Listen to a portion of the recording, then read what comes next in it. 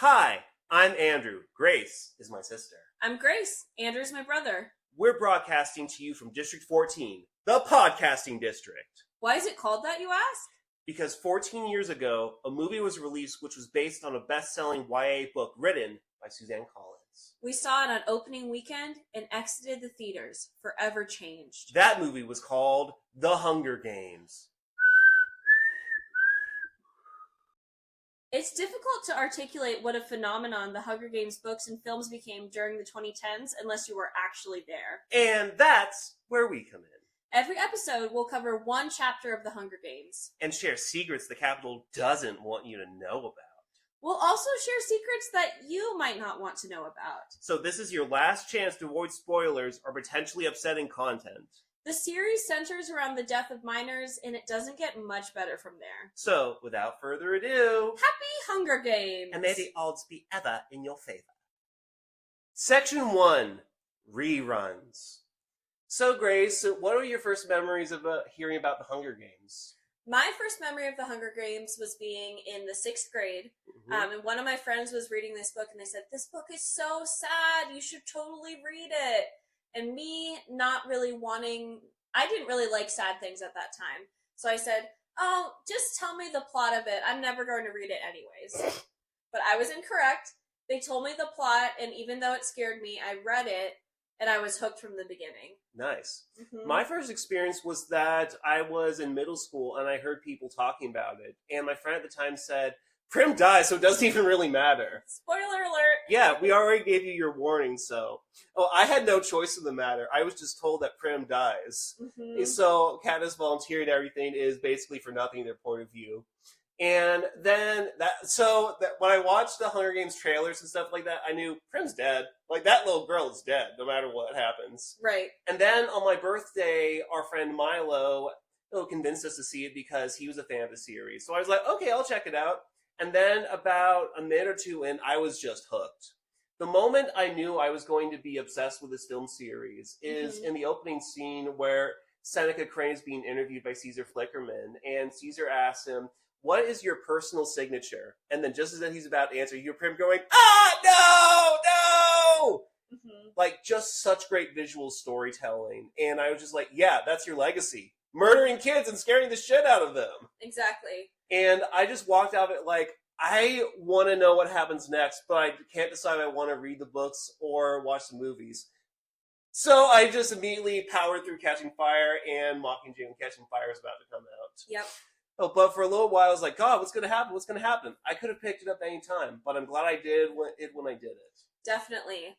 Yeah, I remember being in that movie theater, sitting next to you and Milo, and giggling so hard when Josh Hutcherson goes, "I used to follow you home every day." Every day! Every day! Yes. Oh my gosh. Yeah. Such a teenager thing to say, where you think it sounds good in your mind, but then when you grow up and start thinking about it, you're like, that's a little strange that I did that. Hormones. Exactly. Well, also looking back, there was during that time, like Twilight and those types of things, there was such a push for like, is the main character going to end up with this character or this character? And so there was a huge push of like, if you are Team PETA or Team Gale. I'm wearing a Team PETA shirt, by the way, right now. Yes. That wasn't always the case, though. True. But I also... It's interesting because in the book, it's so clear that there isn't even a Team Gale at all. Like, she's like, he is like my brother. I'm not interested in him. But the way that it was portrayed in the movies was like he was this romantic partner. Yeah. Possibility. I definitely got that sense more in the first movie. The second book kind of escalates things a little bit where Katniss has more of a choice about it. Right. And I think there's a contrarian part of Katniss that wonders, well, everybody wants me to go with PETA. The Capitol wants me to go with PETA, but I feel like if I had never been reaped in the games, then I definitely would have gone with Gale. Yeah. Like, just as like a marriage of convenience. Right. Yeah, and I'd like to state my intentions here. I was openly inspired by Through the Griffin Door, which is a Harry Potter recap channel that is made by the Super Carlin brothers. There are a lot of aesthetic similarities in that that two siblings are covering a book series that they grew up loving and picking apart chapter by chapter. Yep. However, there will be a few differences because we're breaking up into specific sections where we're talking about how our recaps, which are called Previously on Hunger Games. We'll get to that very soon. And it's a different series, and I feel like we're going to develop more of our own identity as things go along. Yep.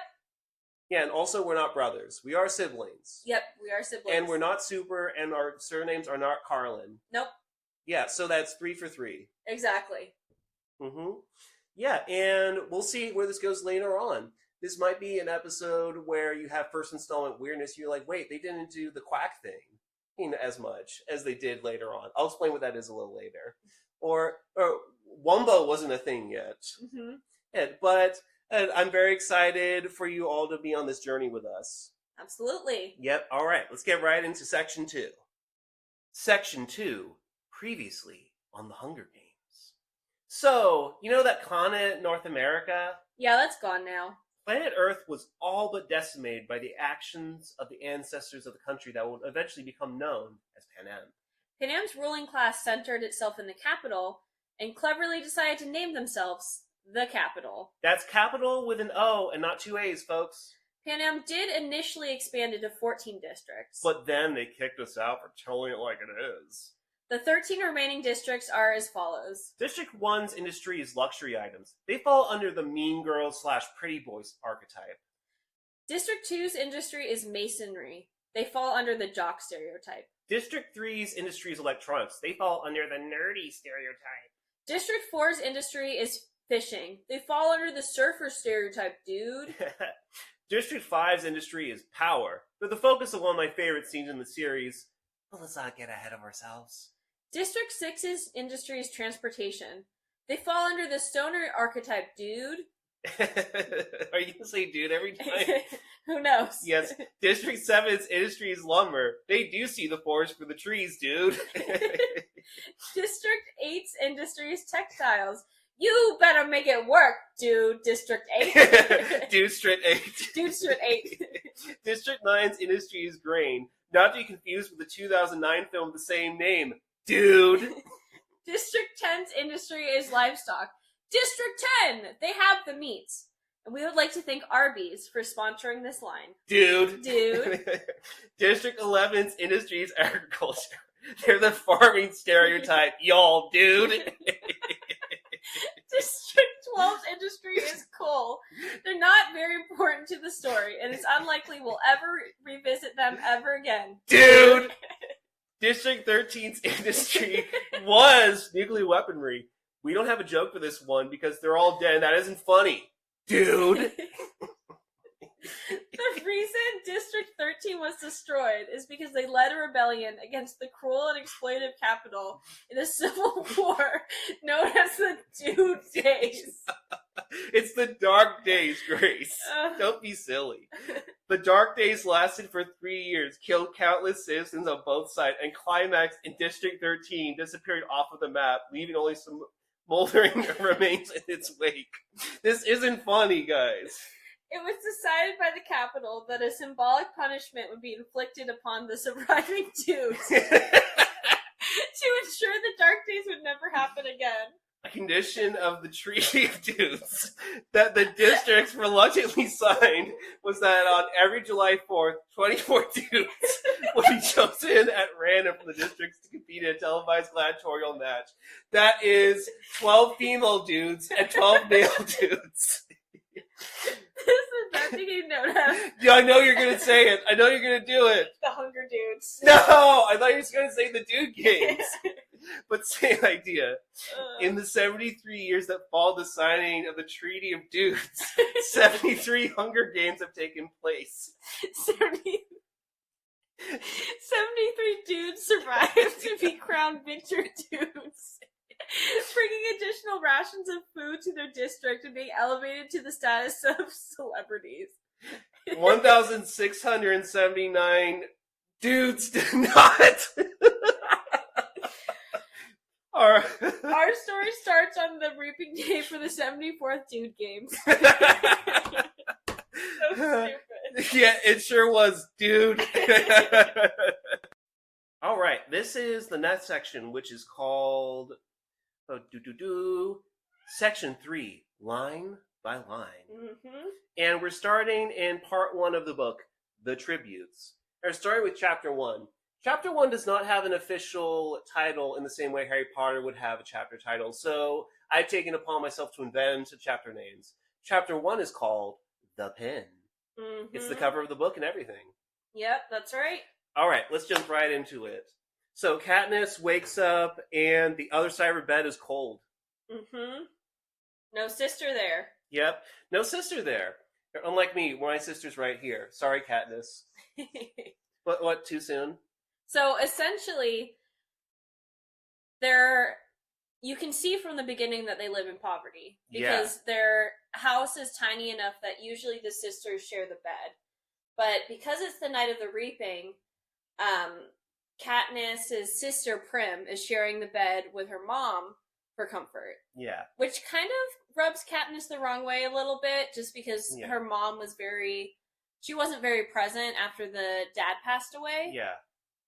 Yeah, and she's talking about, and one of my favorite parts of Katniss as the narrator is that she's such a Debbie Downer, it's kind of funny. Mm-hmm. My mother was very beautiful once, too. Or so they tell me. Mm-hmm. And then in the next line, she talks about Prim's cat being ugly. Yeah. Sitting at Prim's knees, guarding her, is the world's ugliest cat. Yeah. Mashton nose, half of one ear missing, eyes the colors of rotting squash.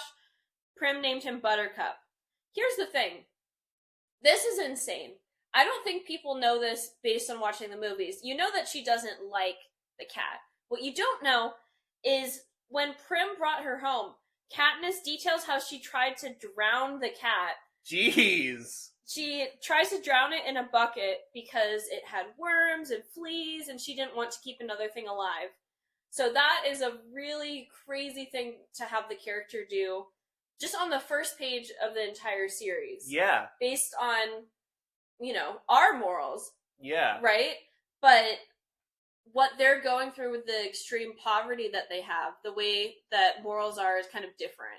Yeah. Mm-hmm. And something in the movie that I think is funny is that Buttercup initially starts off like a tuxedo cat with black and white fur, but then in the next movie, it looks like they got plastic surgery with Katniss's winnings. Yep.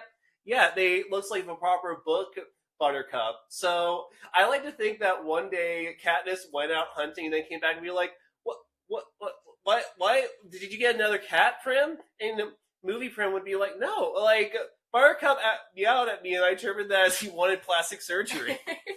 I always wanted a cat that looked like a Buttercup. That's why I named him Buttercup. And exactly. Katniss, you're not using the money. Mom can't do it because she's crazy, so I decided to use your winnings this way. Exactly. People are starving, Prim! The cat does not need plastic surgery! Crazy. Yeah, did they put in fur implants to make Buttercup look like the cat you wanted? Insane. Yeah, that's another thing I was wondering. If you win the games, you get a bunch of money. You're basically set up for generational wealth. Why don't the victors invest more in their communities? Is that not allowed? Or are some of them just so far gone they're just like, no, I don't want to share my resources. Haymitch, we see in this book, is very wealthy, but he only spends it on to get himself drunk. From what I've seen, I feel like the Capitol wouldn't let the victors do that. I don't think they'd let them start building community centers or food banks or anything like that, because then that defeats the whole purpose of doing the Hunger Games, where the districts are providing for themselves and for each other versus being reliant on the Capitol to have children put their name in for the killing in order to get food. Yes. If someone who won is reinvesting in the communities, it kind of defeats the purpose. Yeah, that's what I was thinking. But then in Catching Fire, Peta says, actually, I want to give part of my winnings to the families of District 11 because both of them helped us in our games. Right. And everybody's kind of like, wait, can you actually do that? And it's never explicitly stated that Peta cannot do that. It's just never really been done before. Right. Yeah, that's a good question. I personally think that the Capitol wouldn't allow it, or they would do something insanely cruel to the people receiving the money to show this is not allowed. Yeah, I feel like if I was a victor, I would do a lot of investing in the community by just like buying from a lot of local businesses. Mm-hmm. Because I'm not sure that it's explicitly against the rules for you to buy as much stuff in your district as possible. Right. Like if I would have the money for it, I would be like, look, you're an apothecary. I want to buy as much morphine as possible. No, I don't have a problem. Yeah. Yeah, I'm not from District 6, dude. Yeah, exactly. Yeah, I feel like hey, if I was a victor and was left mostly to my own devices, I would probably buy a bunch of stuff for the community because I am technically still helping out, but I'm also not really doing anything outrageous like, say, funding an insurrection. True, but I also think so. Haymitch, for example, like was someone who was very community oriented before the games, Yeah, and then after the games, because he was so traumatized, he could only really focus on that, right? yeah, And so I think that it's a situation where had he not experienced that trauma, probably would have wanted to do things like that. But because of the threats from the Capitol literally killing everyone he loves, yeah. I feel like he felt like he couldn't be close to anybody, and that includes helping people. Yeah, and he didn't want to appear overly fond of certain people because then the Capitol might target them because from his Right. perspective, he was damaged goods. Yep.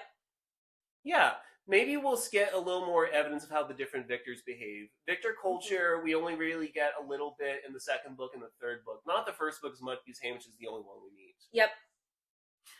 Yeah, so anyway, in Buttercup's plastic surgery, yeah, and we get another great Katniss gloomy line. Let's see, The last thing I need was another mouth to feed. But Prim begged so hard, cried even. I had to let him stay. It turned out okay. My mother got rid of the vermin, and he's a born mouser. Even catches the occasional rat. Sometimes, when I clean a kill, I feed Buttercup the entrails. He has stopped hissing at me. Mm-hmm. Entrails. No hissing. This is the closest we will ever come to love. She definitely is a Debbie Downer. Yes. I will say she has every right to be. Yes, it's just very funny the way she bluntly delivers all. There's like sentimental dialogue. True. Or like anti-sentimental dialogue. Yep. There's a line later on where she goes on about rainbows and hair ribbons, and it's the funniest thing ever to me. Yes. Because it's just so indicative of who Katniss is, and she doesn't even realize she's being funny. Very true. Yep. Okay, so then Katniss is sliding into their hunting boots. Like, can you imagine just sliding into your hunting boots? Like, you stick your leg and your toes out perfectly straight, and then just slide into your. Wait. Is Katniss wearing socks? Can she afford socks? I mean, if she does, they probably have a ton of holes in them. Yeah, unfortunately. they're probably like leather socks. Like she made them out of squirrels. Yeah. Yeah, Out of squirrels. Yeah, I mean, what else is she gonna do with them? I don't like, know. Once the meat's sold, like, do they nearly need like the furry part? Do they make bones out of the squirrels for jewelry or something? Probably. Yeah, like, although I wouldn't kill squirrels to get it, squirrel socks actually sound kind of nice. Yep. So here's something that is interesting to me is they have this fence that's supposed to be electrified to keep people like out of the meadow area to do hunting. But because they do such a bad job of caring for the districts, they only get 2 to 3 hours of electricity in the evenings, which means that the district doesn't even have enough power to power the electric fences to keep people out of that area. Yeah. And so I think that's really interesting because it kind of shows that the Capitol is slipping. Yeah. Ooh, I didn't think about it that way. I thought it was more that they were indifferent to District 12 at this point. True, but I do think like they're seeing them like they're not a threat, right? Yeah. And maybe that explains some of the indifference. But when you are letting people get away with something that you've said you're not allowed to do, and even the peacekeepers are like buying the meat that obviously they're getting from hunting, you know, like it's interesting to me that from the beginning, like if they had been more strict with the district about the specific rules instead of just being like, oh, they're never going to win, we can let them get away with things because they're not a threat, maybe this would not have been able to happen. Yeah, and that's bizarre given Snow's history with District 12. Like, a big part of his core identity is that he was in District 12 and hated every single moment of it. We'll get Yep. to this if we get to Songbirds and Snakes later on, but he just hated being in District 12 so much. And later, when Haymitch was a tribute, he made his mission to make his life hell. Yep. So I guess at a certain point, he found like a new toy to play with and decided to mess with the other districts a little bit. It reminds me of Glee, and Sue Sylvester has a line about how she alternates which one of the Glee Club members she hates the most at any given moment. And in that episode, she says, "It's Mike Chang, the dancing Asian, that I hate the most." Oh, God. Yeah. Oh, my gosh. Oh, Glee. Oh, Glee. Yes. Mm-hmm. Yeah, I think that must be what he's going through right now. He's like, you know what? Fuck District 11 in particular. Yep. I think he has a little dartboard and he throws it and decides which district he hates the most at the moment, as we'll see later on. Yep. Okay, so she's out hunting. I thought this was interesting. I don't know what she's talking about. She says, electrified or not, the fence has been successful at keeping the flesh eaters out of District 12. Flesh eaters? Here's my question. Is she just talking about general animals, or is this, like, capital, like, plastic surgery, like, weird zombie things? Zombies? Well, so they're saying flesh eaters, right? Yeah. Is this zombies? Like, I'm not sure if she's just using a phrase to mean, like, other dangerous animals, or if she actually means, like, some sort of weird creature from the capital. So I thought that was interesting. So you think they could be, like, escaped mutts? Yes, exactly. That's what I meant to say. Escaped mutts. Possibly. I don't know. I just thought that line was very interesting. Yeah. It says, inside the woods, they roam freely, and there are added concerns like rabid, venomous snakes, rabid animals, and no real paths to follow. So that just intrigues me. I wonder what they mean by the flesh eaters. Yes. I think that if there were flesh-eating zombies outside the fence, you don't need an electric fence. That's enough. Yeah. Yeah, it makes me wonder if Canem is, like, secretly a zombie story.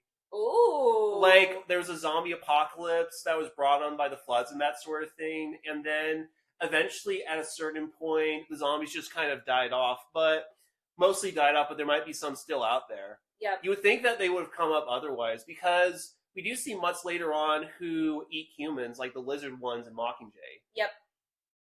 Yeah, and Katniss says at one point there's no such thing as a good mutt because they're only designed to torture or kill you. Yep. Yeah, but you'd think that this would have come up that not Peeta, Gale and Katniss have been going to the forest for years, and they would have been like, hey, watch out, there's a zombie over there. Yeah.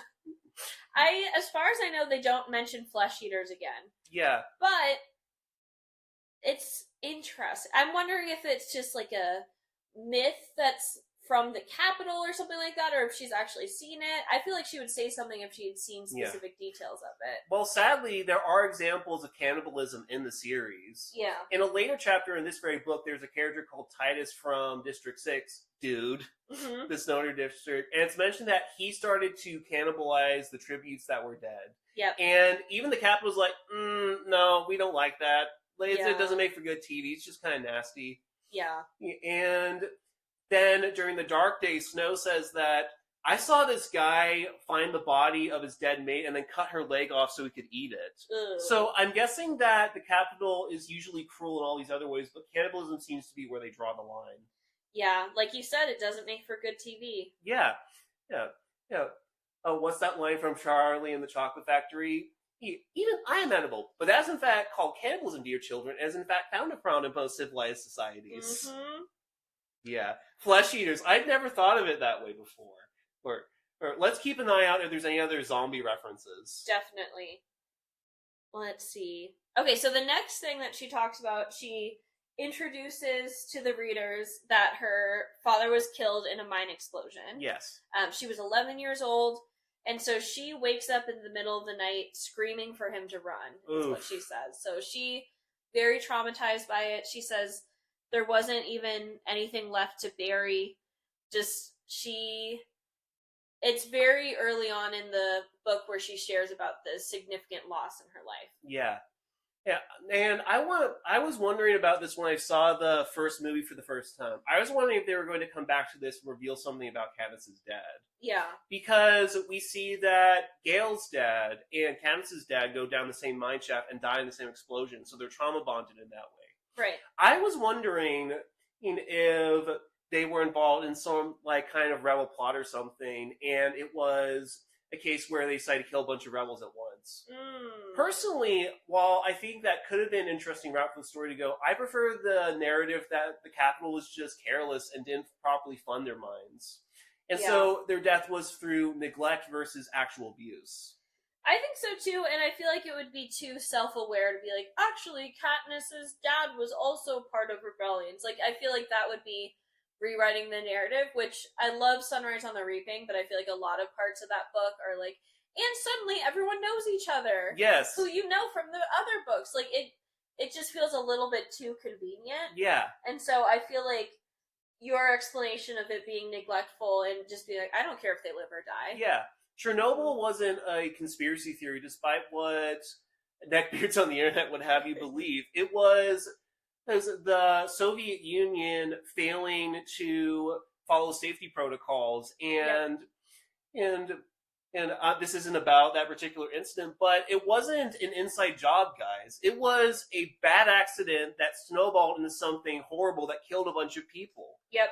Well, I feel like I'm taking out my own feelings about all those theories that Katniss was always meant to be the Mockingjay, and that's why her dad trained her to hunt, that sort of thing. Like, those fan theories are interesting that people could have given Katniss tools, but I feel like if that was the case, wouldn't she just be reaped right away?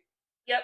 And it's neglecting the fact that life is chaotic, and people with plans have to adapt their plans to changing circumstances. And also, like, it wasn't like Katniss was a public figure at this point. Like, she was just kind of someone who wasn't noticed very much. She was just someone in District 12, you know, had very similar story to a lot of other people who were living there, just trying to survive. And so I think the idea that they were training her specifically to rebel is revisionist. And it just ended up that way because of the circumstances she was put in. Yeah, and Katniss was generally well-liked enough by people, but then it's when she volunteered that people started to be like, oh man, I'm going to miss her now that I think she's going to die. Yep. Yeah. Mm-hmm. Yeah, and by the way, since we have read Sunrise on the Reaping, we can refer to Katniss's dad as Burdock. Look, and the name of Katniss's mom is Astrid. Yep. Yeah, maybe we should try a dedicated section later on to talk about the etymology of the names, because we know that Katniss's name means swamp potato. Yep, we do know that. Good old swamp potato Everdeen. Yep, exactly. Mm-hmm. Okay, so she is out there hunting. Let's see. So she's talking about how she has her bow hidden. And so her dad was making bows for them to use, and they say, my father could have made good money selling them, but if the officials found out, he would have been publicly executed for inciting a rebellion. And then she goes on to say that peacekeepers, who are kind of like cops. Yeah, they're a combination of the military, immigration services, basically any armed force that beats down people, and instead of protecting the ideals of justice, they protect the interests of the capital. Exactly. And so it's saying, okay to hate them, guys. Yeah, you're supposed to hate them. And so they basically are saying, like, peacekeepers turn a blind eye for that.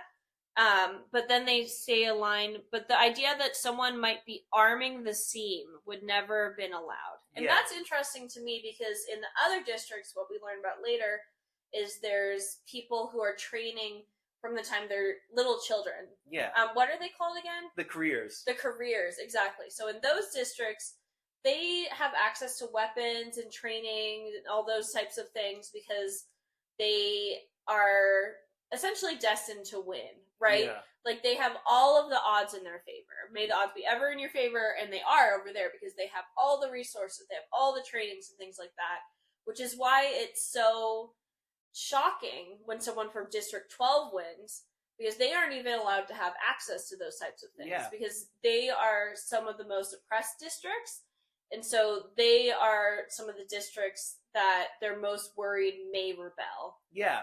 Maybe there was initially training centers in the district, but then they were like, we don't really want to teach certain districts how to fight. Yep. Or alternatively, like, kids just weren't like, hey, want to spend this weekend learning how to defend ourselves from being murdered? Yeah. And I kind of feel like the careers can get away with it because they're more loyal to the Capitol. Versus if someone in District 8 was trying to learn how to use a slingshot, they'd be like, seems like contraband to me. Don't like that. Don't like that.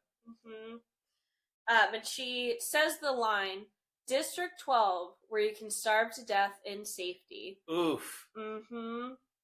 Yeah. That's a crazy line. And then, okay, I guess going into the conspiracy theory that she always was going to be the Mockingjay. So she talks about when she was a child, she would just, like, out loud in public be shit-talking the Capitol and, like, talking about the oppression and, like, really freaking out her mom by, like, loudly in public talking about these things, which very much was endangering her family, right? Yes. And then she talks about the older she gets, the more she sees that it would endanger them, and she gets quieter. Yeah.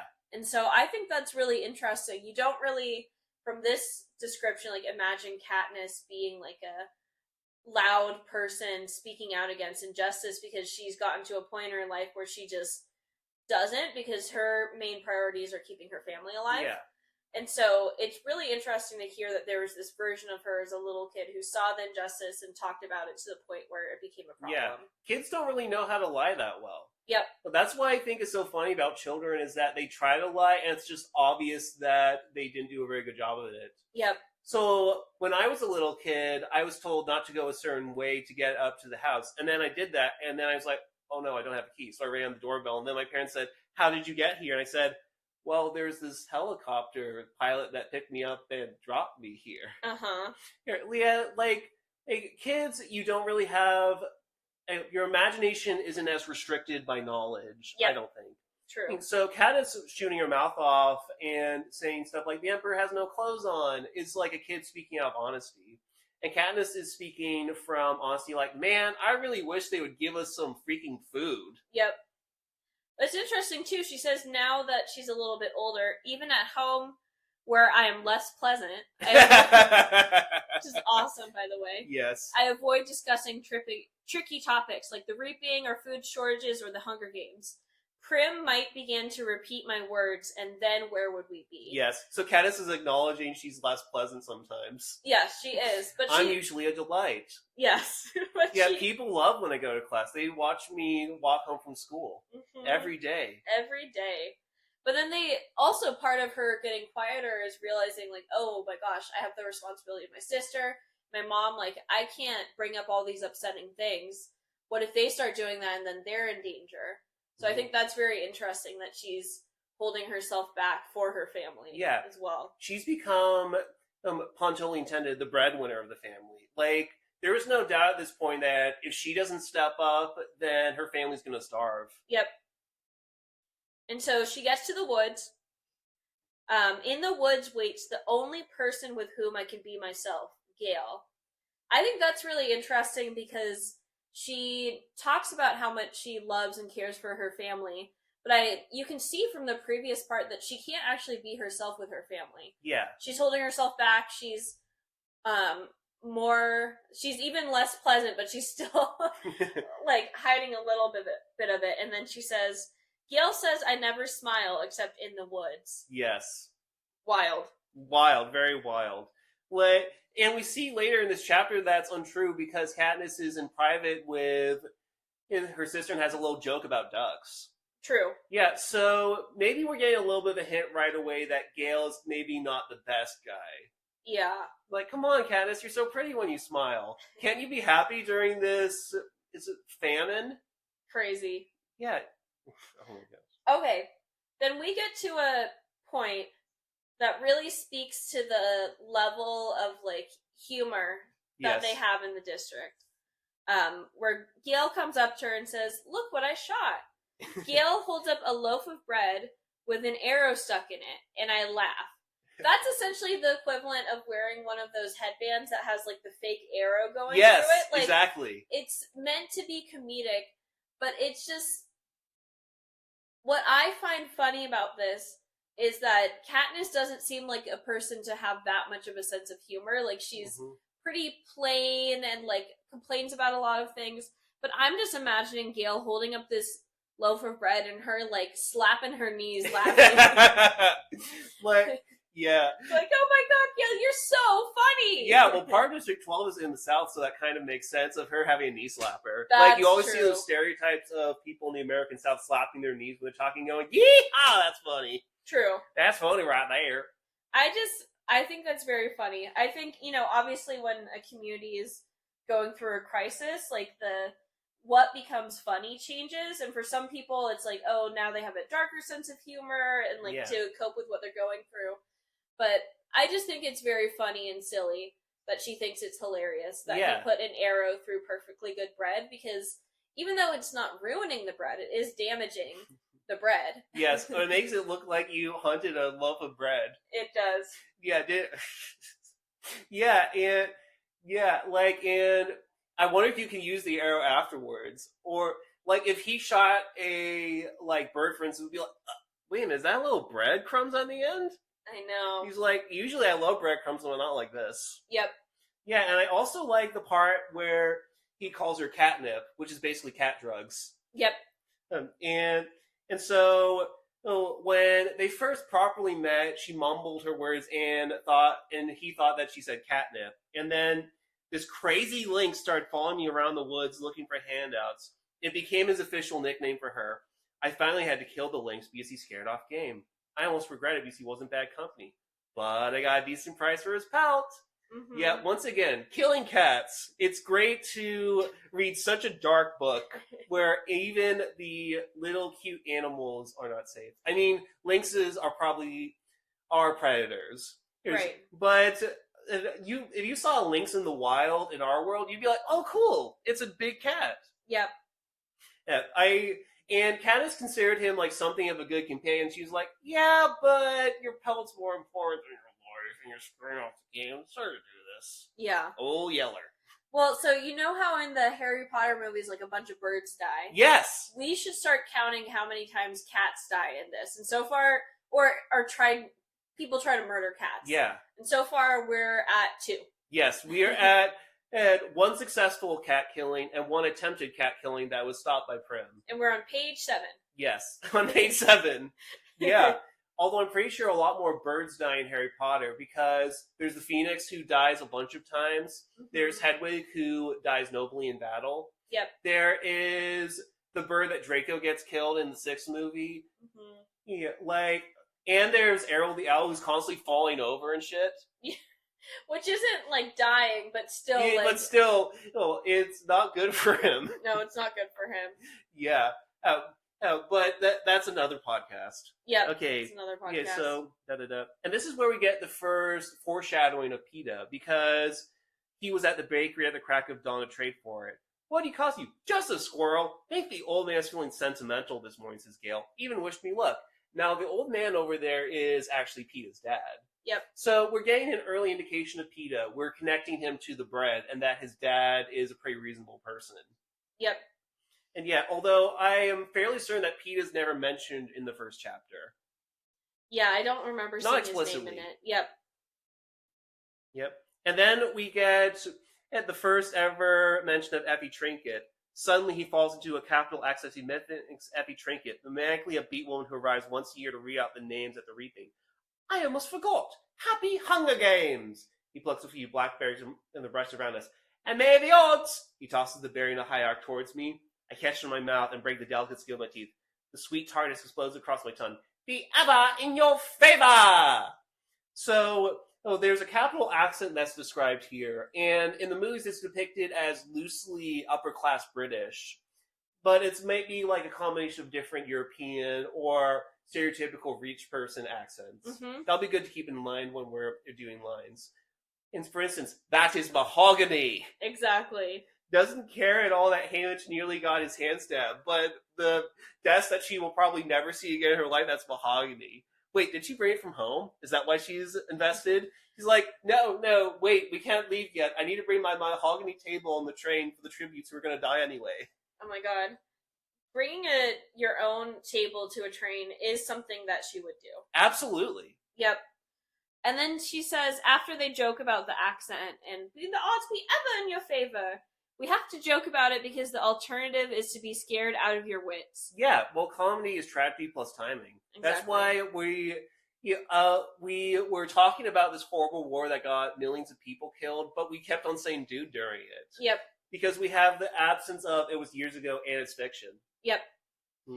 And then they talk a little bit about describing Gale as well as other folks and saying, like, he could be my brother. So they have that type of, like, sibling relationship. And then a part that I had forgotten from the books is talking about how... Both of them have black hair, olive skin, and the same gray eyes. True. But the part that I was thinking about was how the mom and Prim have light hair and blue eyes. Yeah. And part of it was they were a little bit, like, higher upper class before getting married to the dad, essentially. Yeah. So the mom was part of the small merchant class that catered to officials, peacekeepers, and the official seam customer. Yeah. So they ran an apothecary shop. Basically, apothecary is like non-credentialed doctor, essentially, right? Yeah, a faith healer. Or like one of those Spencer Pratt crystal stores. Yep, exactly. And so because the mom loved the dad, she left her slightly higher class community to live on the seam with him. Yeah, uptown girl type of thing. Exactly. Yeah. Again, with Harry Potter, there's a comparison between the characters of Andromeda and Ted Tonks, where she grew up in a very wealthy family, far wealthier than in District 12, but then she fell in love with a Muggle-born, and that's the ultimate faux pas in the Pure Blood Society. So she was disowned by her own family. Mm-hmm. So it could be like a similar situation. Katniss never really brings up her grandparents, probably because they're dead. Yeah. Yeah, I kind of got the impression that her grandparents were dead by this point because of, like, higher mortality rates at certain ages. Definitely. And they say, she must have really loved him to leave her home for the seam. I try to remember that when all I can see is the woman who sat by, blank and unreachable, while her children turned to skin and bones. I try to forgive her for my father's sake, but to be honest, I'm not the forgiving type. Yeah, so we get a very early indication that Katniss generally has a good social standing among people, but she is also very set in her ways. Mm-hmm. She's just like, I don't really want to complain about the capital and everything. I just want to get by. And I have to provide for my mother because she's important to me on some level and also Prim, but I also don't like her. Yep.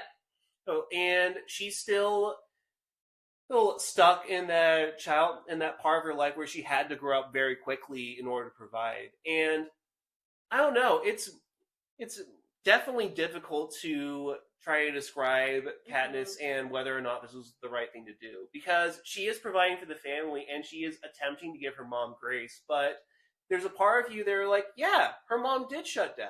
Her mom had two kids who needed her to help grieve their father, and she just sort of checked out. Yep. No, we'll get to that a little more, especially in chapter 2 or 3, I think, is when they have the goodbyes. And that's when Katniss really lays down the law of, you cannot freak out anymore. You need to be there for Prim, because I will not be. Yep. Yeah, and also, I'd like to go back to the physical description part. This is something that is a subject of heated debate among Hunger Games fans, is like Katniss's physical appearance, even though it is described.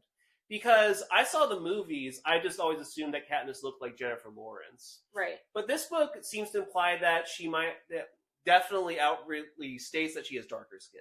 Mm-hmm. And in the movie, she has lighter skin and black hair versus Jennifer Lawrence is a brunette in those movies. Yep. So maybe we should talk about the physical descriptions of characters versus the quote-unquote movie descriptions of characters. Right. And like how we should process this. Totally. Yeah, I think a lot of people have headcanons of her being a specific like ethnicity or race based off of this. I think it's really interesting too, because with the character Rue, like she very clearly is described in the book as like being black, and then when the movie came out, there were people who actually like protested and were upset because she was black, even though she was in the book. Yes. And so I think it's really interesting, even just this short description she looked very different than Jennifer Lawrence looked. Yeah, and I saw the movies first, so that shaped the way I saw it. And I think the reason people might have also been like, oh, Katniss must be a person of color is because she says explicitly that my little sister reminds me of Rue, and vice versa. Although they also add the line about them having light hair and blue eyes. Right. Which makes me think that maybe Katniss could be mixed race. Although by this point, I think that race is basically a non-factor at this point. Like, there's people of color in the capital and there's people of color in the districts, and at that point it's more of an economic comparison versus a racial one. Although the movie leans a lot more towards District 11 being quote-unquote the black district. Right. Yeah, and I think that you're valid either way in what interpretation you have. I would actually be very interested to see what they do in future movies to have Katniss be darker skinned, because there are people who are Caucasian that have more tan skin or olive skin as described, but there are also people of color who are able to pass as white. So I'm not sure what they should do in the future, but I definitely think that casting a POC character would win a lot of book fans over. Definitely. Yeah, it's not a major issue for me, but I completely understand why it is for other fans. Absolutely. Absolutely. Yeah. Just as long as they cast a actress who's able to say, "Where's the pizza?" Which is the most Katniss thing that Jennifer Lawrence has ever said, like coming straight from hunger. "Where's the pizza?" I think that every tribute who goes to the Capitol should greet them by saying, "Where's the pizza?" We went on this train for 3 days and there was no pizza. How dare they? There was only mahogany. Yeah, I only heard there's only mahogany. Yeah, and a mahogany burning wood stove grill pizza. Like, I heard pizza all my life. I have never had it. Where is the pizza? If I'm gonna die, I want to at least say that I've had fucking pizza. Exactly. Yeah, I'm a teenager. I'm growing. Oh, you know what I think is interesting? This takes place in North America. Yes? Pan Am. What is the rest of the world doing? Yeah, I was wondering about that too. Wouldn't it be hilarious if South America and all the other continents were like, yeah, those guys are weird. We don't fuck with them. Well, so when you, in the Handmaid's Tale, for example, yeah, like other countries are present and like are visiting like the United States, kind of like tourism. So the way that some folks have described it is there's a very small amount of like tourism to North America. Yeah. And like they describe like, oh, they walk in and I wave to the tourists and they take pictures of me. Like, and so I think it's really interesting because you don't see any of that in this. Like they basically say, this used to be North America, but now it's not. Now we're Pan Am and we do the Hunger Games. And they don't have any mention of people from other countries doing any sort of tourism or visiting. And I'm like, is the rest of the world nuked? Like, do they just severely limit outside communication, like places like North Korea or something like that? Like, that definitely is intriguing to me, especially because there is an element of really high technology within the capital. Yes, that would be more limited based on the district that you're in, but I wonder if there's any attempts from the outside world to contact Pan Am and be like, I see that this is a humanitarian crisis. Yeah. I think the implication is that all the other continents of the world are gone. Although North America is next to South America, and I think that would be the one they'd be the most likely to try to contact. Right. But maybe South America is just like doing its own thing, and Pan Am is sort of being like, we're the only continent left. You have to work for us. Right. Or tries to hide the other ones and try to be self-sufficient. And I also think the districts are so insular that you might not even really know about other places in the world. Like, I'm sure their educational system is very biased based on what the capital wants folks to learn. And so I don't think you would even necessarily learn about other countries at all. I think it would mostly just be about, you know, I do think it's interesting they have schools at all, first of all. Yeah, well, that's so they can learn how to mine coal. That's true. That's true. Yeah. But I just think it's interesting thinking about the outside world implications and if there's anyone even alive outside of Pan Am or if it's just that they can't or won't contact them. So I'd be curious to hear Suzanne Collins' thoughts on that. Yeah, maybe an additional reading or something. Yeah. I know that in the third book, Plutarch talks about the concept of bread and circuses, which hails back to the Roman Empire, because the capital is very specifically designed to resemble the Roman Empire with character names and concepts. Yep. And panem and circuses, the name comes from the ideas that like oh, it's bread. Yeah, bread is probably one of the biggest recurring themes aside from maybe birds. Yep. It's that we have to give them bread and circuses. Like, we're giving them a little bit of food, but we're also giving them entertainment to distract them from their real problems. Yep.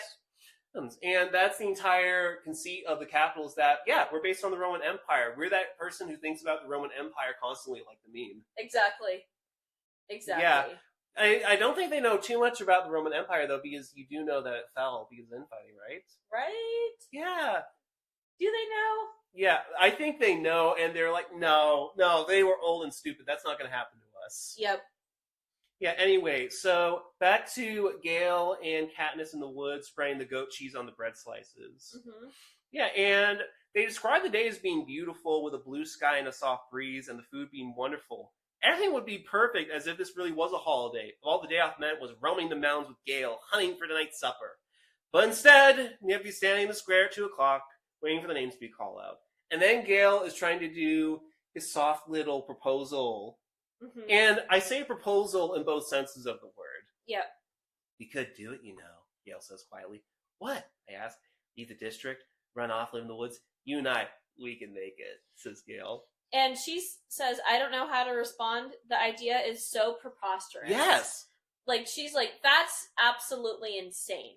And then he adds after that, after she, you know, most likely is making some sort of face at him or not responding, says, if we didn't have so many kids. Yeah. So what he's referring to is the fact that he has to take care of his family, she has to take care of her family and all the other kids in the area. And she says, who would fill those mouths that are always asking for more? Yeah. Which is a lot of pressure for a teenager. Yeah. Mm-hmm. Yeah, and she also says, I never wanted to have kids. Oh, you will. Yeah. Spoilers, you will. You will. Just not with him. And then Gale says, I might if I didn't live here. And she says, but what you do! And she specifically says, I say irritated. Yes. She's just like having none of this theoretical stuff. She's just like, you do live here. What are you talking about, dude? Yeah. And so it's interesting. So they are kind of pissy at each other. And then she says, how could I leave Prim, who's the only person in the world I'm certain I love? Wow. Which is really interesting because earlier, a couple pages ago, she says, in the woods waits the only person with whom I can be myself, Gale. Yeah. So Gale is the only person she can be herself around, but Prim is the only person that she's sure that she loves and cares about. Wow, yeah. That's very telling. She she definitely sees Gale as her best friend. Yes. But she does not love him. And maybe that's because she on some level sees there's a bit of darkness inside of Gale that she recognizes in herself. Or maybe she's just like, I just want to be myself, wear whatever I want, and hunt with you because it's a mutually beneficial partnership. Yep. And they were talking about nothing romantic ever happening between Gale and herself. Yep. When we met, I was a skinny 12-year-old, and although he was only 2 years older, he already looked like a man. So she was 12 and he was 14 at this point. And it took a long time for us to even become friends, to stop haggling over every train, start helping each other out. And then, although I will say that Katniss's description feels a little bit misleading. Besides, if he wants kids, Gale won't have any trouble finding a wife. He's good-looking, he's strong enough to handle the work in the mines, and he can hunt. You can tell by the way the girls whisper about him when he walks by in school that they want him. It makes me jealous, but not for the reason you think. Good hunting partners are hard to find. Yeah, that's it. I think it's interesting also considering, is Katniss a reliable narrator? Yeah, I think for the most part she is, although she does miss certain things that are brought up to her later. True, that's true. I do think it's interesting, like, specifically saying, yeah, he's hot, he's strong. Yeah. I don't want him, though. I just like to hunt with him. I'm not like other girls. I go hunting. Exactly. I fart and curse. Yeah, I fart and curse. Yeah. Yep. And so then they decide they aren't going to do hunting that day. They're going to fish, get something nice for tonight. So they're talking about how it is expected after the reaping that everyone has a celebration. So they have, like, the nicest food they possibly can have. They all get together and they say, At least 2 families will pull their shutters, lock their doors, and try to figure out how they will survive the painful weeks to come. Now, I think this is actually something of a mistake. Hmm. Because, as Katniss says, at least 2 families. But if there's a reaping and 2 siblings get called up, at least one household is going to be being targeted. And I think that they wouldn't specifically always try to have it be just siblings because that would get boring. But if you, by pure happenstance, had 2 siblings from the same house who were picked, like a brother and sister, then I think that would imply that there's always one family that suffers. Or it could be 2 people who are cousins that go into the same family. So, kind of saying at least 2 families, I think, isn't exactly wrong, but I don't think it's exactly right either by her count. But how realistic would it be that siblings within that district would be reaped together? Yeah, I think the odds of that are low considering the wide variety. Right. So maybe it didn't happen in Katniss's lifetime during watching the games. Right. Yeah, and 2 is going to be the average for every year. Yep. So I'm not saying that Katniss is wrong to come up with that. I just think that there is the possibility that people could have like one family. Right. Yeah, I guess maybe like at least one household. Exactly. Yeah. And then they talk about the fact that they have nets around these strawberries, so they're able to gather strawberries, which is like a huge thing in their district. And then they talk about going to the Hob, which is the black market that they have there. Yeah. And they are trading food. They meet up with this person named Greasy Say, who's an old woman who sells bowls of hot soup.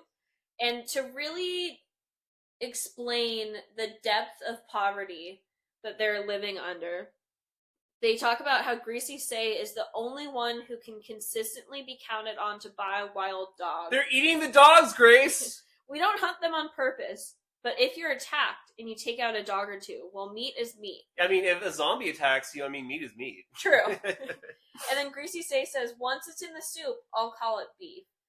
So I think that is definitely a point in the story where, like, reading this in, like, present North America, like, that is something that is totally against cultural norms. Like, you do not do that. Like, dogs are pets, even if there was a dog in the wild. Like, even folks who are extremely impoverished, like, that is not something that's considered acceptable. Yeah. But I think what Suzanne Collins is really trying to show is, like, this isn't just that people aren't getting enough food. People are starving. Yes. And people are going to different lengths and are having different moral dilemmas based off of that. It makes me wonder if in the capital it's considered faux pas to eat dogs. Right. Well, she also says no one in the scene would turn up their nose at a good leg of wild dog, but it's the peacekeepers who come to the Hob that can afford to be a bit choosier. Yes. So basically, there's a bit of, as there always is here, there's a hierarchy where peacekeepers are able to, they're still suffering to some capacity, but they're able to stay fed enough that they aren't that desperate. Yeah. I want to talk about the peacemakers a little bit, because you find out later on that peacekeepers, some of them come from the capital because they were punished or volunteered to become peacemakers, and some of them come from the districts and were trained in District 2. Right.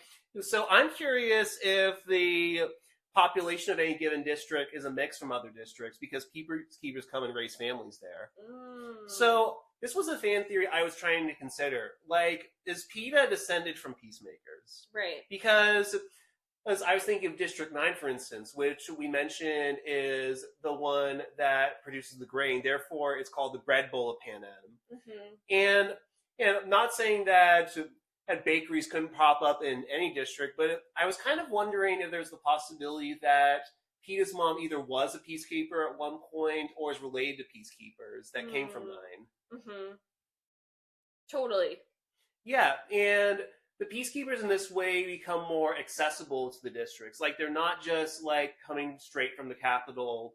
Well, I can't imagine that District 12 would have their own citizens from their own district be there, because it removes that layer of of outwardliness. Right. Like, if there was someone from District 12 who insisted on wanting to become a peacemaker, they would not put that person in 12 because they would probably try to take it easier on them, or Right. it'd be too personal for them. Totally. Yeah, we can talk more about the Peacekeepers a bit later on, because 2 in particular talks a lot more about their culture. Definitely.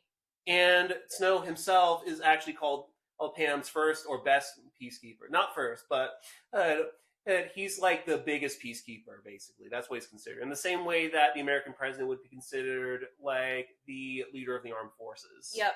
And let's just quickly talk about the name Peacekeeper. That is a propaganda name, yes. right? Because it's kind of like how, like, if you just, like, truly believe, like, every single person who is, like, who is a cop, let's say, like, is good because they're supposed to be and they're supposed to save people, yes. right? But within the name Peacekeeper, like, you see later in the book that they are, like, physically assaulting people, like, basically doing all these things on behalf of the Capitol.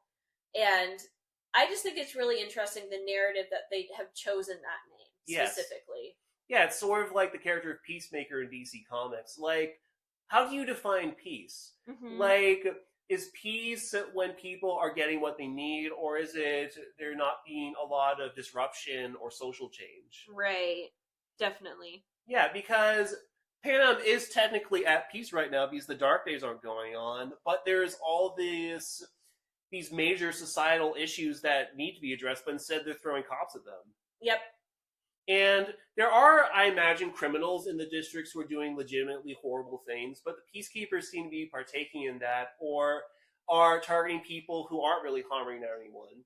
Unless you're counting the zombies or the wild dogs or the lynxes, Katniss and Gale are not harming anyone. In fact, they are bringing them food to sell. Yep. Oh, but then in Catching Fire, they're like, oh my god, you killed a wild turkey in the forest that didn't belong to anybody. To the whipping post with you. Yep. So that's when they take the rules that are technically rules and laws, and then they actually enforce it. Yes. Mm-hmm.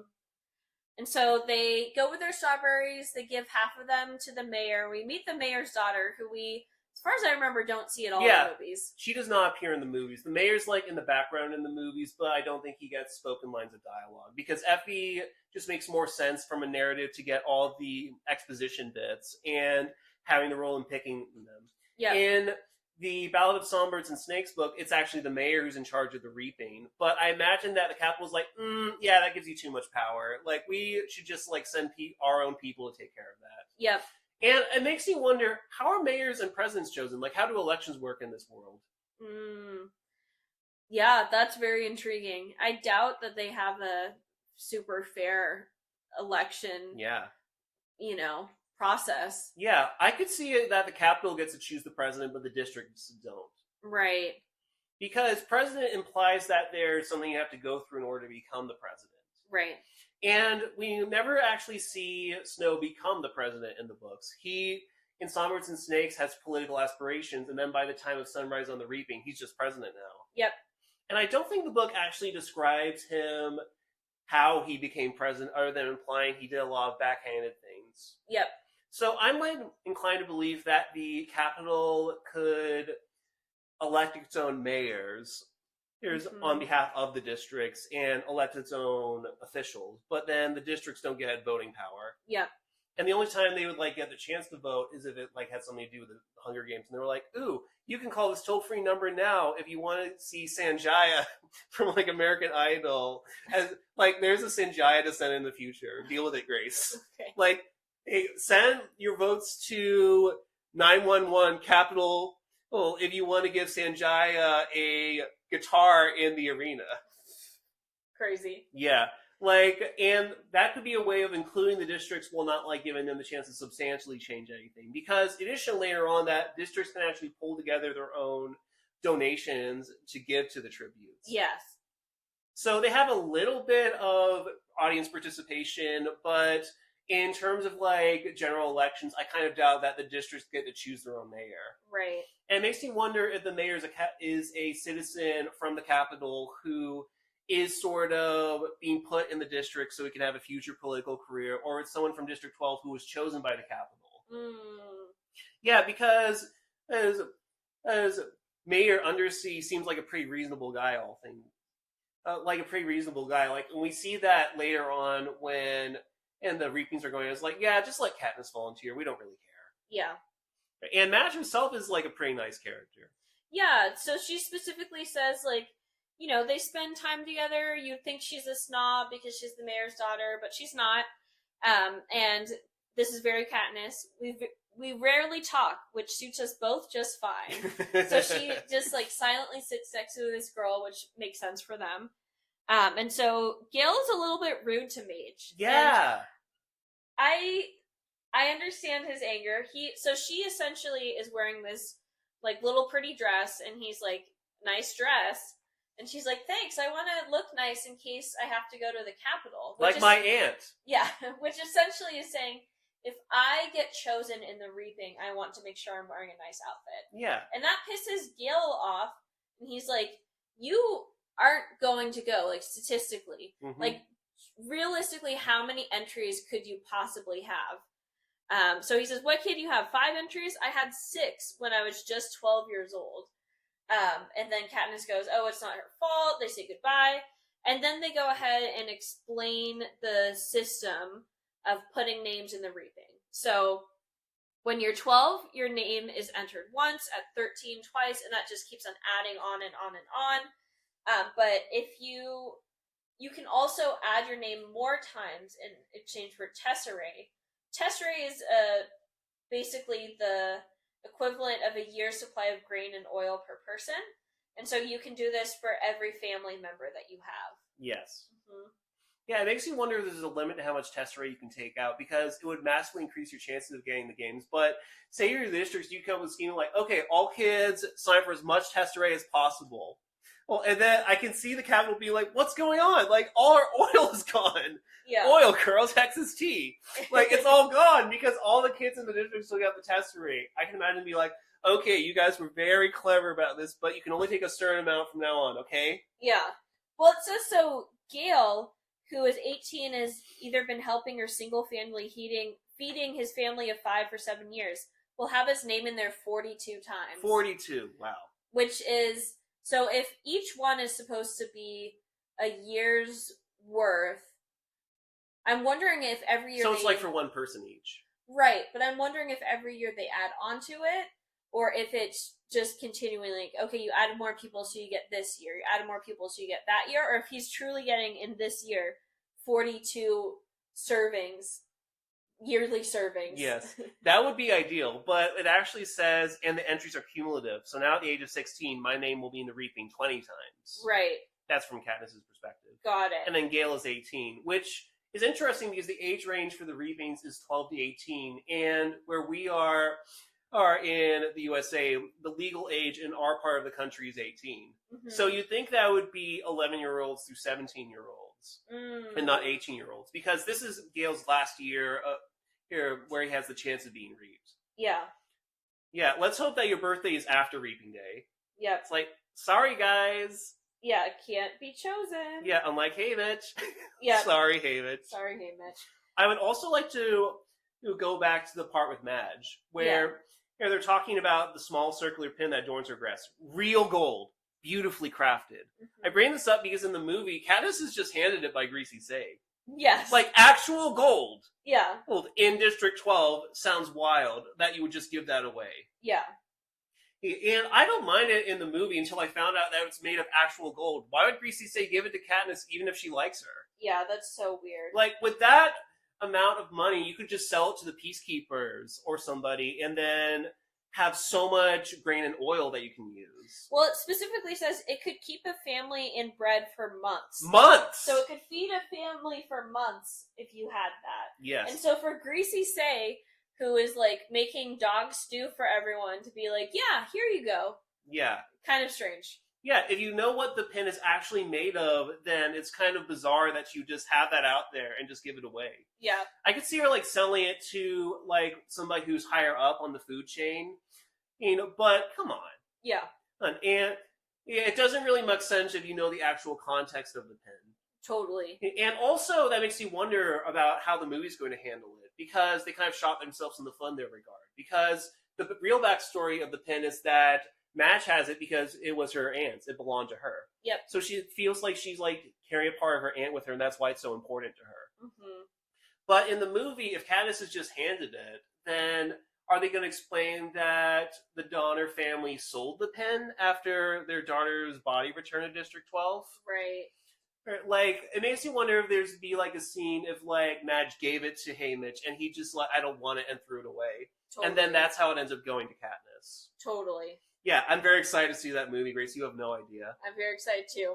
Yeah, but we'll get to that when we get to that. And also, I feel like this demonstrates Gale's coldness towards someone who doesn't quite deserve it. Mm-hmm. Because Madge is upper class, and she doesn't have to suffer as much as Gale or Katniss has to suffer.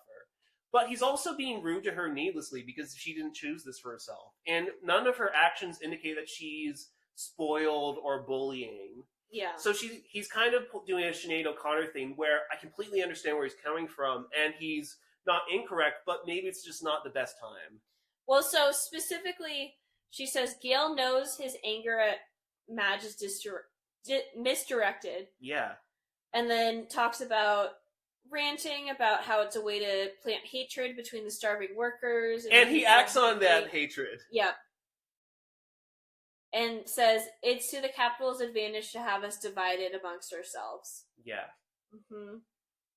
Yeah, let's see. And so, he's still smoldering. Yep. Yeah, gosh. No wonder they casted it, gosh. I know his name. Hemsworth. Liam Hemsworth. I had half of it. I had the Hemsworth part. Mm-hmm. Like, he definitely has a smoldering face. Yep. Yeah, because his house is they built a house and watched it burn. Have you seen that Miley Cyrus tweet that's like, I feel like watching Hunger Games, but I don't want to see my ex? You haven't. Oh, it's so good. Oh, she put that out there. That's funny. Mm-hmm. That's great. So basically, Gale is rude, and then they go off, and he says, wear something pretty. Okay. Yes, and also we get what I was talking about earlier with Katniss's practicality. Is like, what good is yelling about the Capitol in the middle of the woods? It doesn't change anything. It doesn't make things fair. It doesn't fill our stomachs. In fact, it scares off the nearby game. Mm-hmm. We could be eating zombies right now, Gale, but they're so put off by you bitching and moaning. Exactly. God, stop whinging and let me kill another lynx. I have the taste for it now. Yes. Okay, and then we get back to where Katniss is with her mom and her sister. Mm-hmm. And her mom's wearing a beautiful dress, and then Prim is wearing a dress that's a little big for her, again emphasizing how young she is because this would be her first reaping ever. Yep. And then a tub of warm water waits for me. I scrub off the dirt and sweat from the woods and even wash my hair. This isn't enough for the Capitol. They're like, we're going to have to do like several layers of skin, so you're not even the same person you are when you went in. Yep. And the mom, I think, as a gesture to Katniss to try to reconcile with her, hands out one of her own dresses. Mm-hmm. And it's this, and I don't know, I don't think Katniss has worn this dress before, has she? Because she says, my mom wears out one of her own lovely dresses for me. You would think that she's like, oh, that's my reaping dress. Right. It seems like, yeah, she says, to my surprise, my mom has laid out one of her own dresses. And she says, are you sure? Her clothes from her past are very precious to her. Mm-hmm. And then she says, of course, let's put up your hair too. Yep. And then she can barely recognize herself in the cracked mirror. Mm-hmm. You look beautiful, says Prim in a hushed voice. And nothing like myself, I say. I hug her because I know these next few hours will be terrible for her. Her first reaping. She's about as safe as you can get since she's only entered once. I won't let her take her out any tesserate, but she's worried about me. That the unthinkable might happen. And then they say, I protect Prim in every way that I can, but I'm powerless against the reaping. Yeah, oof. Mm-hmm.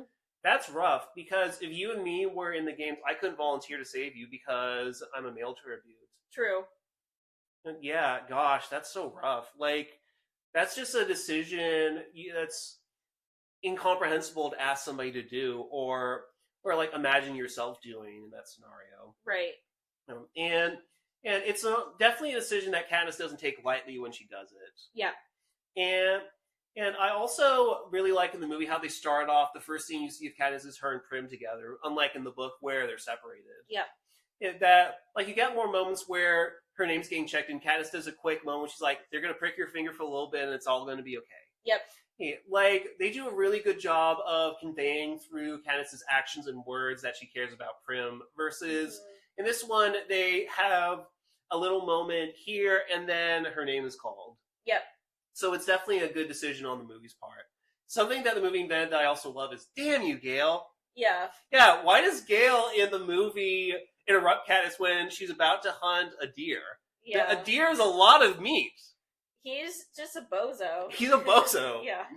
Yeah. How dare he? Yeah, he's just like stomping through the woods looking for Katniss. Yep. Dope-de-doo. Yep. Catnip. Here, kitty. Exactly.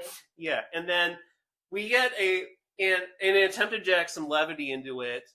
It like her blouses come undone out of her skirt in the back, and she says, "Tuck your tail in, little duck." I say, smoothing the blouse back in place. Prim giggles and gives me a small quack. Mm-hmm. Quack yourself, I say with a light laugh. Again, finding the humor in a dark situation. And this is a bit of a tangent. I was recently watching this anime called Princess Tutu, where a character is like a duck who becomes a human. Mm-hmm. And the voice actress Lucy Christian does a good job of not laughing when she says the word quack. Because I find it so hard to say the word quack after something sad. Yeah. For instance, after 7 months, me and my girlfriend broke up. Quack. If you attach quack to the end of most sad things, you will be unable to keep a straight face. It's like trying to angrily say bubbles. Bubbles.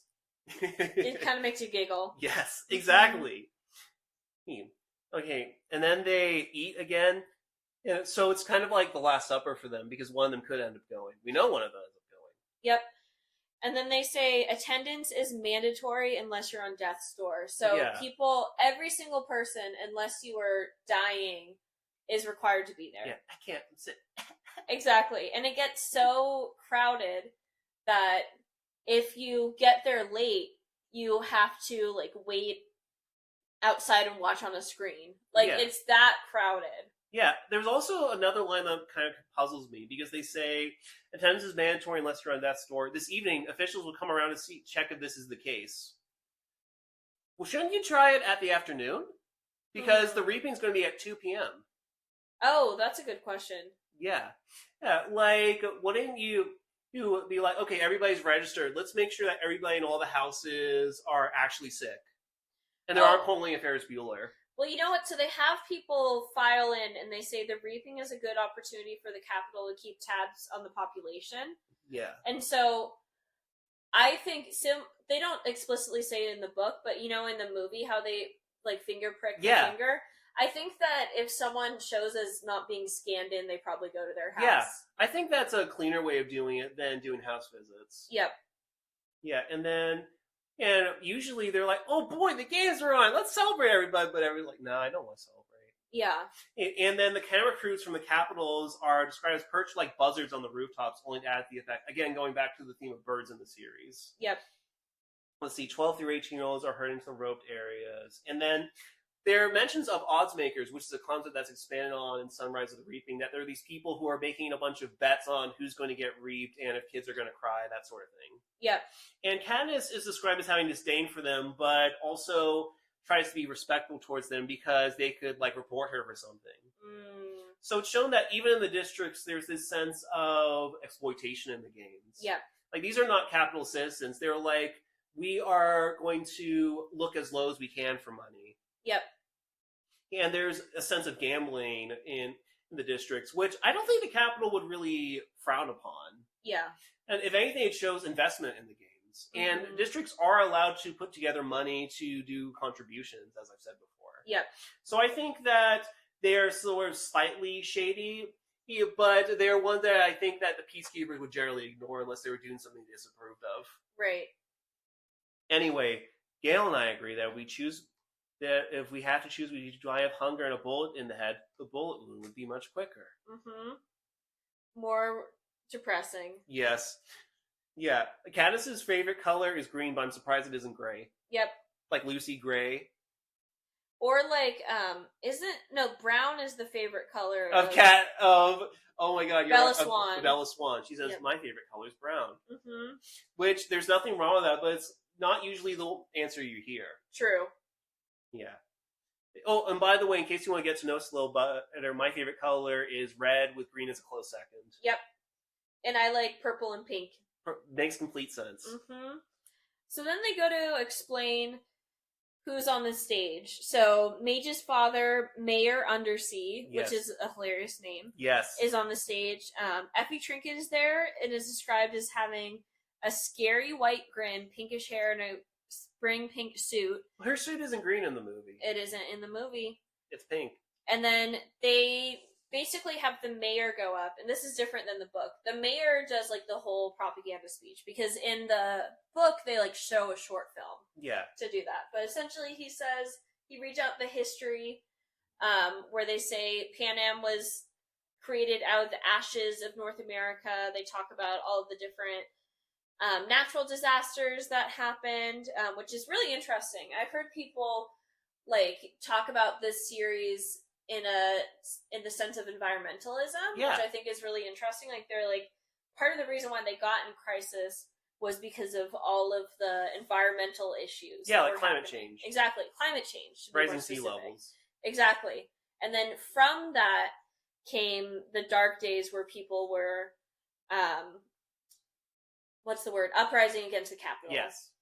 Yeah, and there was a point where Pan Am was establishing itself, and it was pointed out that there might be a history of the Capitol invading or annexing the districts that existed and then putting them under capital control. Right. So that implies at a certain point that like there was more freedom to travel, because that's something that's unusual between other fantasy series or sci-fi series, is that unless it's absolutely necessary, you do not travel to the other districts. You likely grow up, are born, and die within your own district if you're never reached. Exactly. Yeah, and that keeps them all separated and seeing all the other districts and capital members as other. Exactly. Yeah, although I am disappointed. The mayor goes through the entire speech without saying the word dude. Exactly. Yeah, don't you know your history? What's wrong with this dude? Yeah. Dude. Yeah, underdude. Yeah. Yes. Yeah, and then they gave the rules of the Hunger Games that they had to get a female tribute and a male tribute. I noticed they say tribute instead of children. Yeah. Yeah, it's the same way that in legal cases they'll say young man or young woman to avoid the fact that somebody did wrong or is accused of doing wrong against a child. True. So, yeah, tributes is more palatable to them, I guess, because if you really remind them that these aren't literal children, some of them you can forget because they're played by 20 and 30-year-olds, but no, they're children. And it makes it sound more like they are volunteering. Yeah, most of them aren't. Yeah, but also it's interesting too because they're put into the position of like, if you don't put more in here, your family will starve. But if you do, like, you're intentionally like making the odds more likely that you will then be chosen for these games. So it's like the illusion of choice in some ways. I view the Hunger Games as the tip of the iceberg in Pan Am. Like, it's the one thing that everybody knows about this series, but it goes a lot deeper than that. Yep. Yeah, because whatever words they use, the real message is clear. Look how we take your children and sacrifice them, and there's nothing you can do. If you lift a finger, we will destroy every last one of you, just as we did in District 13. Yep. And they're at this point, the game's been going on for so long, they're like, there's no point in really trying to fight against it. Like, it's just a part of our culture now. Yep. And also, the Capitol is showing that we can afford to be merciful and make this one family rich beyond their wildest dreams. Yep. And that's why some districts or some tributes, even from the non-career ones, would actually want to go into the Hunger Games. They're like, I feel I have a good chance. Right. And they also talk about, they say, to make it humiliating as well as torturous, the Capitol requires us to treat the Hunger Games as a festivity. So she talks about how much of a, what's the word? Event? Well, holiday? Well, she talks about, like, the lengths that they go to make them, like, they want everyone to get dressed nice, and they, like, shower the victor with gifts and everything like that. Sounds like Easter Sunday. Exactly. And they say, the 4th of July, which this literally is. Yes. They say all year the Capitol will show the winning district gifts of grain and oil and even delicacies like sugar, while the rest of us battle starvation. Yeah. So while you don't want people in your district to like go in and suffer, Like, you do kind of want them to go in and win. Yeah. And so that's why people are still engaging with it. Yeah, but if you're from District 12, you've only had 2 winners. And one of them, the footage has been destroyed, so nobody even really knows how it happened after a certain generation. And Haymitch is kind of presented as a child star in some ways. Yeah. Like, we'll get to that when his introduction, but I really feel like he got the villain edit in his own games, and then his wins being portrayed as more of a fluke, if anything. Totally. And so they talk about Haymitch, and immediately he runs onto the stage, drunk, falls into his chair, and then he gets confused when they're clapping. He tries to give Effie Trinket a big hug. She kind of, waves him off. I think this is really different, interestingly, looking at this from after reading Sunrise on the Reaping, where he does have somewhat of a connection with Effie. Yeah, like, I wouldn't say that they're best friends, but they're friendly. No, so it's really interesting that he, viewing it from this lens, like, is it just that he's being drunk and stupid and, like, doesn't really know what he's supposed to do? Or is he, like, looking for comfort in that moment? Like, yeah. I feel like knowing what we know about the rest of the series, it's something you could read into, potentially. Yeah, and Katniss interprets it negatively. Yeah. Effie goes on about what an honor it is to be here, although everyone knows she's just aching to get bumped up to a bear district where they have proper victors, not drunks who molest you in front of the entire nation. Yeah. So, purely negative, like he's sexually harassing her, that sort of thing. And I'm not saying that couldn't happen. I'm just saying that given the context of Effie and Haymitch, I'm not sure that Katniss's read is correct in that situation. Yeah. And, like, she's not a touchy-feely person at all. No. Oh, and Haymitch is a good contender for the most tragic character in the series because everybody that he knows died. His games were particularly bad, even in the context of the games, and he's been forced to go back to the capital and relive it every single Reaping Day because July 4th is his birthday. Yep. And he's had to watch every kid he's mentored die. Yep. Every single one. Yes, and he's developed a sensitivity at this point where he just gets drunk around the event and just sort of shows up because he has to. Yep. Again, and in the next chapter, he falls off the stage. So he's getting this kind of portrayal like, yeah, he did win, but he hasn't really done anything since then. Exactly. He's never recaptured the magic. He gets drunk and on TV and that sort of thing. Mm-hmm. Let's also talk about Effie a little bit and a bit of her psychology because the books, as we've said, don't really detail her as much as the movies do. Yeah. Would you like to start off? With? Effie. Like, what her deal is. Well, so, what's interesting about Effie is in the books, she's a very minor character. Yeah. But Elizabeth Banks, like, played the shit out of her. Like, Pitch perfect. Pitch perfect. Like, made her so memorable, like, such an iconic point of the series and then, like, in the movies, they ended up having a bigger part for her, or a part for her where she wasn't even in there. Yeah, because in Mockingjay, she gets, like, a very brief cameo, but then across the movies, she's, like, helping Katniss with the propaganda and stuff like that, which I think is a great decision the movies made, because when I was reading the book, I was like, where's Effie, though? Like, did she survive? Did she try to give them information on Katniss and just sort of barely skate by? That's not as fun. Yeah. And then I feel like part of the revisionist like aspect of Sunrise on the Reaping, which I didn't like as much, is like, oh, suddenly Effie's like this character that we're getting to know more about when she's younger and all that. Like, even though I enjoyed it as a fan, it felt like fan fiction to me. Yes. And yeah, she does have that moment and she's like, the games really do have to happen. So she is still a little brainwashed, but I feel like Suzanne Collins is taking the lead more from the movies versus the movies taking the lead from her. Exactly.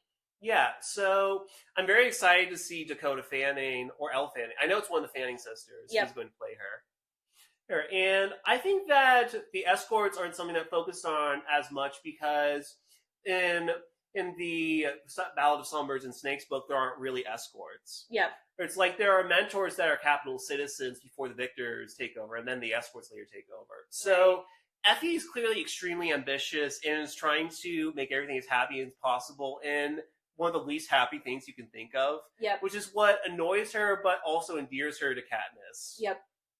And she says that she just wants to get bumped up to another district where she has like a chance of a winner. Yep. And I think that it's so interesting to imagine these escorts and like people from the capital who are being sent to the districts have to have extreme ambition because they would view going to the districts as sullying their reputation.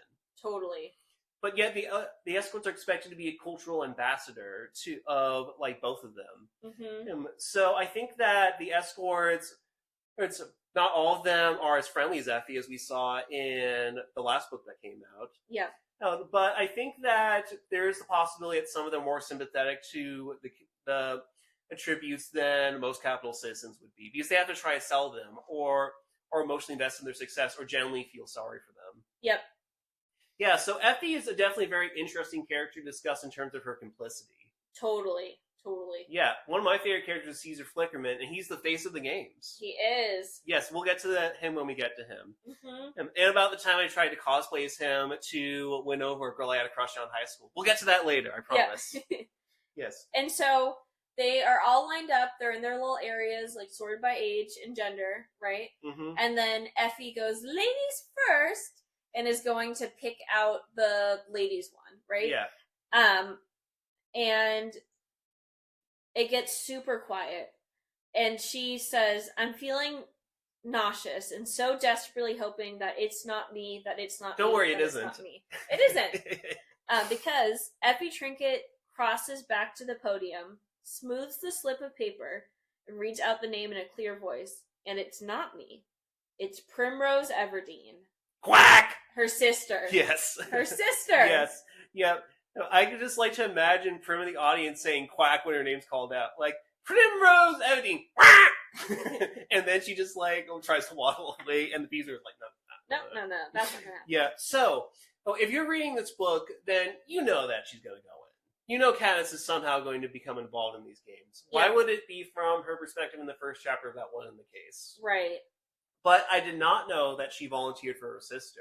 Mm-hmm. That's a bit of a subversion, because we all know Katniss is going in, but we also were told in the background she just loves her sister so much. That's the only person in the world that she's certain that she cares about. And then all that just collapses. All of her hard work over the years to keep her alive is like, oh my god. Prim is going up, and there's nothing I can do about it. Oh wait, yes there is. Yeah. Well, it's interesting too, because her worst nightmare is that she described right before this is like being brought into the games because she's like, I would die and then I can't provide for my family. So please let it not be me. Please. Yes. But then when it's her sister, eventually she's like, well, it has to be me because it can't be her. So even though her worst nightmare is like dying and leaving her family to fend for themselves, eventually that's what she does end up doing. Yeah. Well, no, she doesn't die. But she puts herself in a situation where odds are she will die. Yeah. Yeah, the odds are not in her favor. Even though I think Katniss is underselling herself quite a bit in terms of her capabilities. True. Like, if I saw Katniss's stats before it, I would give her good chances because she's a hunter. She has that killer instinct. Prim, on the other hand, I guess could be useful to an alliance because she's good at healing. Yeah. And could have, like, charisma, perhaps, in interviews, but she just doesn't have killer instinct. Yep. I feel like she might make it to the top 8 or something like that, maybe even a little further, but she would get killed off by somebody stronger. True. And then the other big subversion is that they're talking about how Gale has his name in the bowl 42 times, which may be the highest of anyone in the boys category. Mm-hmm. So I thought reading this, or rather watching the movie for the first time, that Gale was going to go in. Right. And then, who's this PETA dude? Yeah. Yeah, he's never been mentioned before. Mm-hmm. So that's another big subversion. And wait, Katniss has a history with him? And eating popcorn, getting more and more invested. Exactly. Yeah, here's what I'm curious about. So, would the capital factor in gender identity to the read things? So, what you're saying is if there was someone who is transgender, would they essentially, like, either exclude them or put them into whichever one fits better? Yes. I personally feel it's kind of like the question of, like, well, there's male prisons and female prisons. What about non-binary prisons? Yeah. Like, the idea of it is, like, still within something that is imprisoning people. Yes. You know? So I feel like the capital, just based off of, like, the way that folks, like, are dressing and acting there, like, I think it probably would be a place where their biggest problem is not people being, like transphobic or against gay people necessarily. It's mostly boiled down to a class issue. It seems like in this story it's mostly about class, but I do think it's interesting to think about gender identity. Like if there was someone who was non-binary, like I highly doubt they would suddenly go, oh, you're going to be in this third category and we're going to just take your name. We're going to take even more kids this year. Exactly. We're going to create our own games just for the non-binary kids. Isn't this exactly what you wanted? Yeah. Well, it's like when, like in the beginning of the pandemic, like COVID deaths were being, what's the word? COVID deaths were being reported on, and they're like, this many males, this many females, and this many non-binary people.